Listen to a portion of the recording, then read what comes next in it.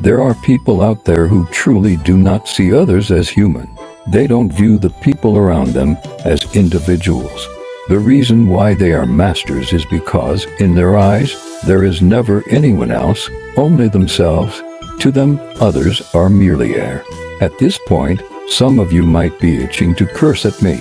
But for those who still have some sense, I want to say this. If you really want to get rid of your inferiority complex and become a charismatic and confident person, please watch this video patiently. You will definitely gain something different. If you are not confident in yourself, how can you expect others to have confidence in you?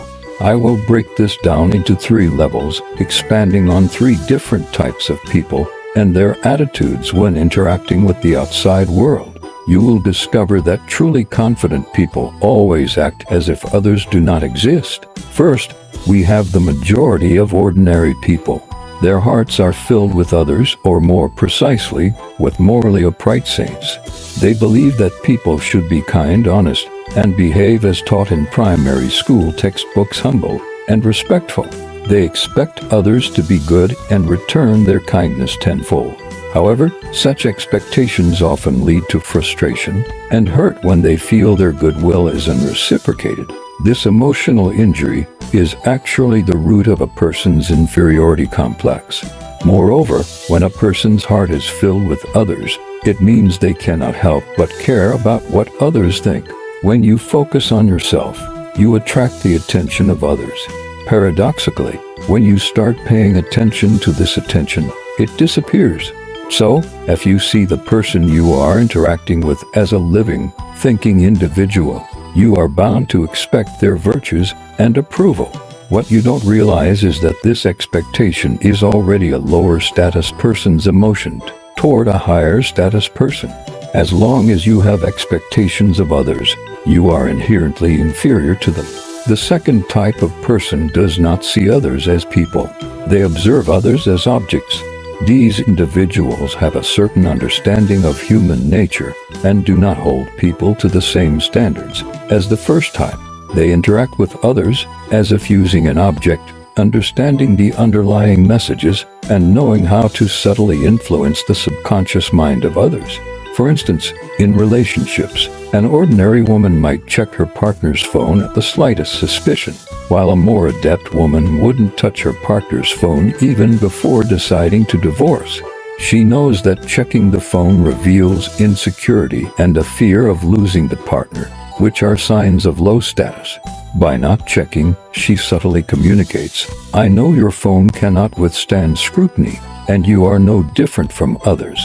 I am giving you face by not checking it, so don't do anything disgraceful under my nose. I don't care about your minor actions behind my back because you are not special or important to me."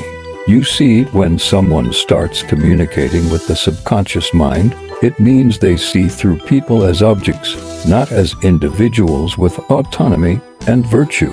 This implicit confidence and/or are crushing. The third type of person is the master among masters. In their eyes, only they themselves exist. Others are like air, non-existent. An elderly man once said that years ago, during a speech, a general forgot his lines.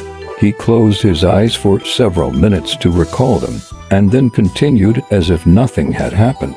The man was stunned, realizing that people could be so thick-skinned.